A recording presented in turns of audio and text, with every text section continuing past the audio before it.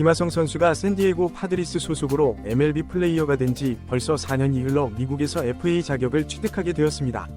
오늘은 김하성 선수의 FA를 두고 어떤 일들이 벌어질지에 대해서 미리 예상해보는 시간을 가져보도록 하겠습니다. 아직 확정된 기사나 코멘트들이 없기 때문에 그냥 하나의 예상 칼럼 정도로 편하게 봐주시면 될 것 같습니다. 그럼 이야기 시작하겠습니다. 가장 먼저 알아볼 것은 역시 머니, 돈일 것 같은데요. 우선 지난 4년간 김하성 선수가 받은 금액은 4년 2.800만 달러로 하나로 하면 대략 380억 정도 되는 금액이었습니다.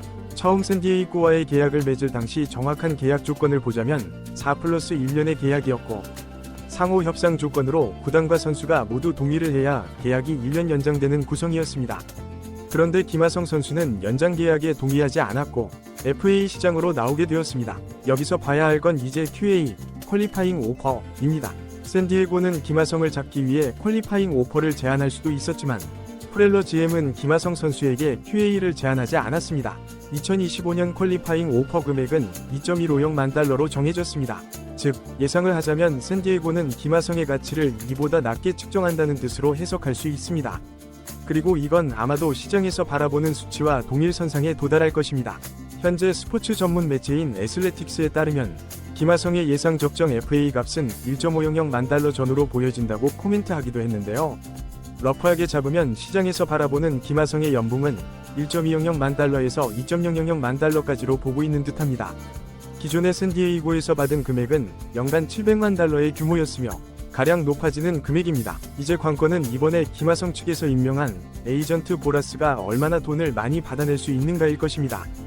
다음은 돈만큼 중요한 기간이죠. 1995년 10월 생인 김하성은 올해 29살입니다. 이제 내년이면 30살이 되는 해인데요. 그만큼 김하성 선수는 장기 계약을 원할 수 있습니다. 한 번이 FA 기회이기에는 시기적으로 좋지 않을 수 있기 때문이죠. 하지만 시장 상황은 애매합니다. 첫 번째는 이제 타격적인 성적이 애매하다는 점일 것이고, 두 번째는 이번에 당한 어깨 부상으로 인해 어깨 수술을 했다는 점 때문입니다. 계약 금액도 금액인데 아마 계약 기간에 따라 김하성 선수가 정하는 팀이 달라질 수도 있겠다는 생각이 듭니다. 제가 김하성 선수라면 6년에서 8년 장기 계약을 원할 것 같은데 MLB 구단들이 과연 5년 이상의 계약을 안겨줄지가 이제 키포인트로 보셔야 할 것 같습니다. 그래서 종합적으로 보면 제가 생각하기엔 연봉 1.500만 달러, 기간 5년 정도로 계약을 하면 어느 정도 타당해 보이지 않나 생각이 드네요. 정말 잘 받아낸다면 1.600만 달러의 6년 계약 정도로 받을 수도 있겠고요. 그럼 이 금액이 정말 적절한 금액인지 4년간의 활약을 한번 살펴볼까요? 성적부터 살펴보죠. 2021년 타율 점유형이 OPS 0.62, WRC 플러스 70, 8홈런, 6도루. 2022년 타율 점유율 OPS 0.708, WRC 플러스 105, 11홈런, 12도루. 2023년 타율 점유율 6령, OPS 0.749, WRC 플러스 110, 17홈런, 38도루.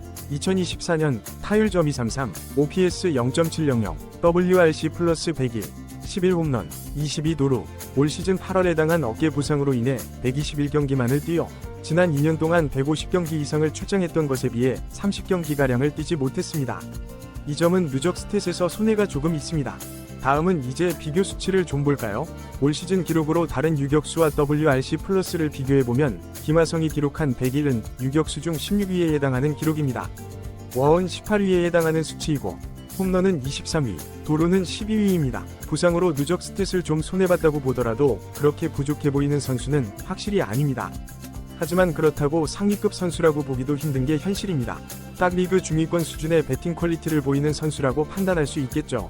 물론 2023년 폼이 가장 좋았을 때를 기준으로 포텐셜을 감안한다면 중상위권까지 성적이 올라갈 수는 있습니다.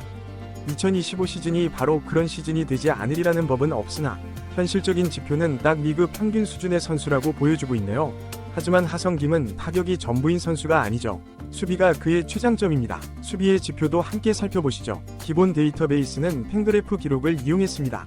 수비 런 밸류 2021년 2.2, 2022년 3.9, 2023년 6.4, 2024년 1.8. 골드글러브를 탔던 지난해가 가장 좋았던 시즌이었습니다. 이루수가 더 잘 어울린다고 말할 수도 있는 지표이고요. 추가적으로 MLB 스태캐스트로 올 시즌 유격수 수비 지표를 비교해보겠습니다. 김하성의 필딩 런 밸류는 3점으로 리그 전체 11위에 해당하는 기록이었습니다.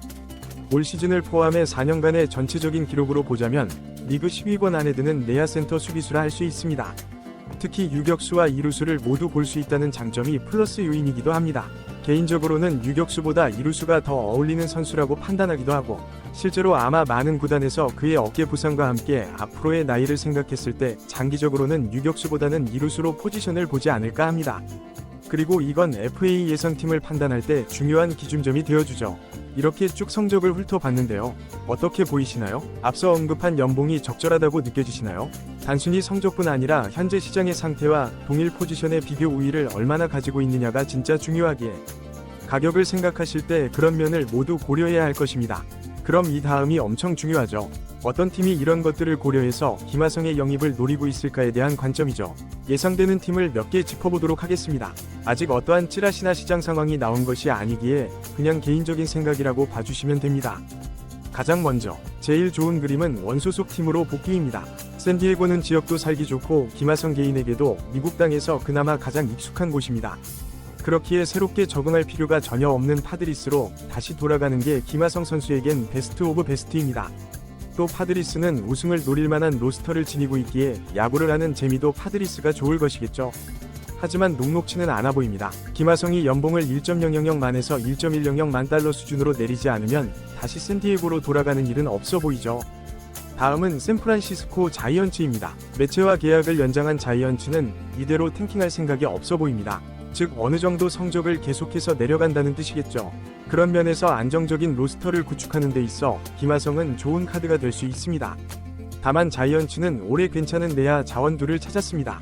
유격수의 타일러 피츠제럴드, 이루수 케이시 슈미트가 있는데요. 이들을 키운다는 기조로 간다면 계약은 성사되지 않을 것 같습니다. 새롭게 부임하는 단장의 기조가 중요해 보이죠. 만약 김하성 시장에 뛰어든다면 이정우도 있기에 자이언츠는 협상선상에서 유리한 조건이 될 것임은 틀림없습니다. 다음은 월드시리즈 준우승팀인 뉴욕 양키스입니다. 양키스에서 바로 노리는 그림은 아니고 소토의 계약이 실패할 경우 플랜 B로 예상해 볼 수 있습니다. 양키스는 만약 소토의 계약이 실패한다면 양키스의 타성과 라인업을 짜임새 있게 가지고 가야만 합니다. 양키스의 주전 이루수 글레이버 토레스가 FA가 되기에 이 선수를 대신하기 위해 김하성 선수를 염두에 둘 수도 있다는 이야기죠. 둘을 함께 노려볼 수도 있습니다. 물론 이 역시 쉽지는 않습니다. 플랜 B로더라도 김하성이 우선순위에서 높은 순위는 아니기 때문이죠. 다음은 클리블랜드 가디언스입니다. 원래 돈을 쓰는 팀은 아니기에 계약 금액이 아마 제일 걸림돌일 겁니다. 다만 돈이 맞는다면 확률은 있어 보입니다. 유격수 브라이언 로키오 선수는 올 시즌 발굴한 유망주이며 이 선수의 짝꿍으로 이루수 자리에 김하성 선수를 넣을 수 있습니다. 마침 이루수인 안드레스 히메네스는 내년에 이제 4년차인데 올 시즌 성적이 타율 .51, OPS 0.638, WRC 플러스 83이었습니다. 우승권에 도전할 만한 로스터를 갖추고 있는 클리블랜드이기에 이루수 자리에 김하성이 들어간다면 팀 수비와 파워면에서 확실히 좋아질 것으로 기대할 수 있죠. 완전 안성맞춤이기도 합니다. 그리고 두 번째 시즌을 맞이할 로키오가 생각보다 유격수 자리에서 성장하는 모습을 보이지 않는다면 그 자리에 김하성을 넣을 수도 있지요. 여러모로 클리블랜드가 가장 좋아 보이는 건 사실입니다. 다음은 시애틀 메리너스입니다. 여기도 저는 나름 가능성이 높아 보이는데요. 우선 시애틀의 팀색을 이해해야 하는데 시애틀은 투수 강국입니다. 특히 선발 투수의 뎁스와 퀄리티가 MLB에서 최고의 팀이죠. 하지만 타격이 정말 말도 안 될 정도로 처참합니다. 동일 포지션에 있는 선수들의 기록을 보면 J, B, 크로포드의 올 시즌 성적은 9홈런, 타율 .21, OPS 0.625, WRC 플러스 89입니다. 이루수 딜런 무어는 10홈런, 타율 .21, OPS 0.687, WRC 플러스 109입니다. 그리고 둘 다 내년에 6년차 시즌을 맞이하죠. 어차피 FA 하는 입장이기에 김하성이 이들보다 가치가 낮을 일은 전혀 없습니다. 타격, 수비 모든 면에서 김하성의 종합적 평가가 좋을 수밖에 없죠. 그래서 저는 시애틀 역시 갈 수 있는 가능성이 높은 팀이라고 보고 있습니다. 이 밖에도 미네소타 트윈스의 이루수 자리, 애틀랜타 브레이브스의 유격수 자리, 캔자스시티의 이루수 자리를 대신할 수도 있습니다. 그렇지만 개인적으로는 시애틀과 클리블랜드가 가장 높은 확률이지 않을까 생각해봅니다. 이렇게 김하성 선수의 FA 관련 내용을 다뤄봤는데요. 아직 시장에서 바라보는 김하성의 적정가가 얼마인지, 그리고 실제로 어떻게 움직이고 있는지 나온 게 전혀 없기에 모든 게 미지수인 상태입니다. 다만 김하성은 아무래도 이루수, 유격수 수비가 모두 가능하고 타격도 동일 포지션에서 항상 중간 이상을 해주기 때문에 금액만 정말 많이 높아지지 않는다면 매칭이 가능한 팀이 널리고 널렸다는 게 김하성의 최장점이라고 할 수 있겠습니다. 이러니까 정말 아쉬운 게 어깨 부상입니다. 내야수도 투수만큼이나 어깨가 치명적입니다. 특히 내야수 선수의 어깨 부상은 꽤나 크리티컬할 수 있습니다. 정말 이제 최악인 건 구단들이 김하성의 어깨 수술을 심각하게 받아들이는 것이죠. 그런 일만 없다면 올 시즌 계약에 그렇게 큰 문제는 없어 보입니다. 여러분은 김하성 선수가 과연 어느 팀으로 가게 될 것 같으신가요?